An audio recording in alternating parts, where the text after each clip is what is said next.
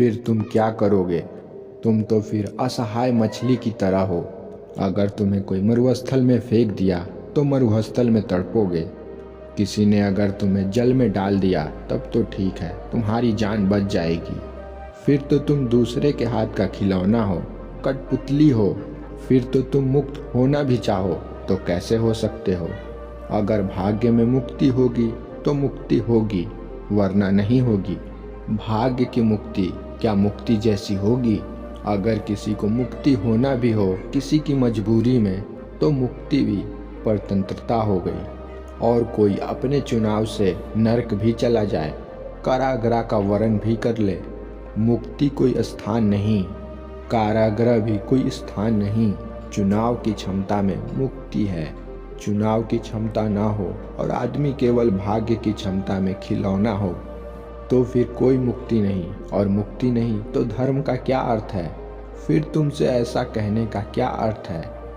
ऐसा करो, पुण्य करो कि जागो, अचेत से सचेत हो। अगर भाग्य में जागना होगा तो ही जागोगे, न जागना होगा सोए रहोगे।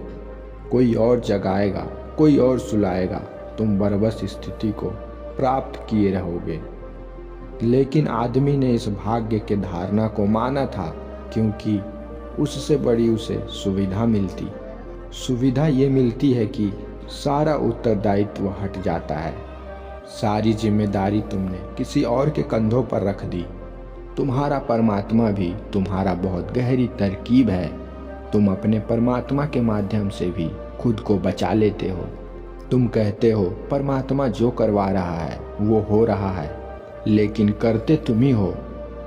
होता वही है जो तुम कर रहे हो। चुनते तुम ही हो, बीज भी तुम ही बोते हो और फसल भी तुम्हें ही काटना पड़ता है। लेकिन बीच में परमात्मा को ले आते हो और हल्के हो जाते हो।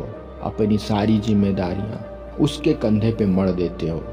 अपने हाथ में कुछ न रहा, कोई जिम्मेदारी न रहा, अपराध न रहा, पाप न रहा। ऐसे असहाय बन के तुम खुद को ही धोखा देते हो। मन की बड़ी से बड़ी तरकीब है जिम्मेदारी को कहीं और टाल देना। और ये तरकीब इतनी गहरी है, आस्तिक भगवान पे टाल देता है और नास्तिक प्रकृति पे टाल देता है। कोई कर्म के सिद्धांत पे टाल देता है, लेकिन टालने के संबंध में सभी राजी हैं। जिम्मेवारी हमारी नहीं है। लेकिन तुम थोड़ा सोचो, जैसे ही तुमने जिम्मेवारी छोड़ी वैसे ही तुमने आत्मा भी खो दी। तुम्हारे उत्तरदायित्व में ही तुम्हारी आत्मा की संभावना है। अगर तुम चुनाव कर सकते हो, तुम मालिक हो, तो ही तुम्हारे जीवन में कोई गरिमा का आविर्भाव होगा, कोई प्रकाश जलेगा, कोई दीप जलेगा। अन्यथा तुम अंधकार ही रहोगे, हमेशा चिंतित ही रहोगे। भाग्य से सावधान। भाग्य धार्मिक आदमी के मन की संभावना नहीं। तुम चौंकोगे क्योंकि तुम धार्मिक आदमी को भाग्यवादी मानते हो। मैं तुम्हें फिर याद दिलाऊं, धार्मिक अधार्मिक सभी भाग्यवादी हैं। वे लोग भाग्य की परिभाषा अलग अलग तरीके से देते हैं। मार्क्स कहता है समाज निर्धारक है, व्यक्ति नहीं। धन निर्धारक है, व्यक्ति नहीं। व्यक्ति की आत्मा खो गई। और मार्क्स आस्तिक नहीं है, वो नास्तिक है।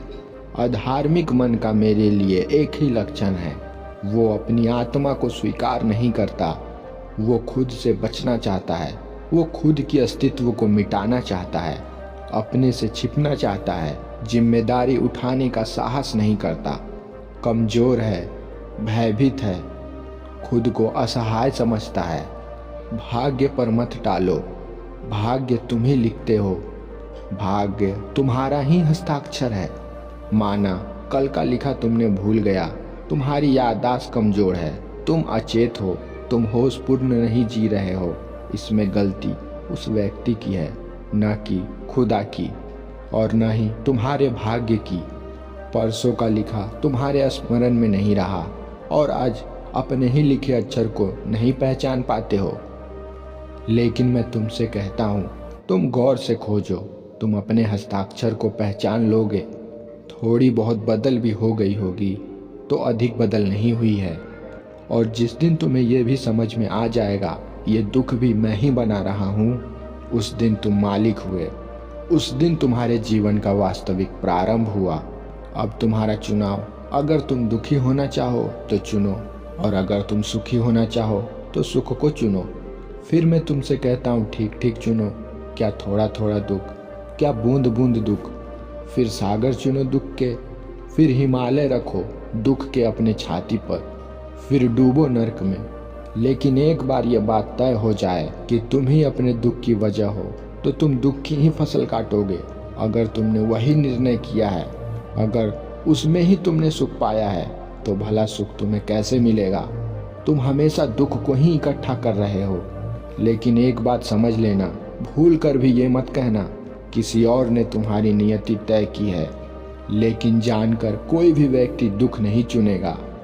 यही तो मजा है, जब तक तुम दूसरे पे टालते हो तभी तक तुम दुख को चुनोगे। जिस दिन तुम ये सोचोगे ये तो मेरा ही चुनाव है, फिर तुम दुख क्यों चुनोगे? फिर कौन दुख चुनेगा? दुखों को जानकर कब किसने दुख को चुना है? अनजाने में लोग बला चुन लेते हैं, अनजाने में सांप बिच्छू को जेवर गहने समझकर अपने तिजोरी में भर लेते हैं। लेकिन सांप बिच्छू समझकर कौन इकट्ठा करता है? एक बार तुम्हें यह समझ में आ गया, मैं ही निर्णायक हूँ, मैं ही भाग्य निर्माता हूँ, मेरी नियति मेरा चुनाव है। उसी क्षण से तुम्हारा दुख विदा होने लगेगा। उसी क्षण से तुम्हारे जीवन में सुख का प्रभात होगा।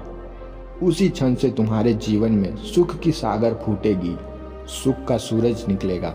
और जब अपने हाथ में ही है तो थोड़ा थोड़ा सुख क्यों चुनना? सुख के सागर को इकट्ठा करो।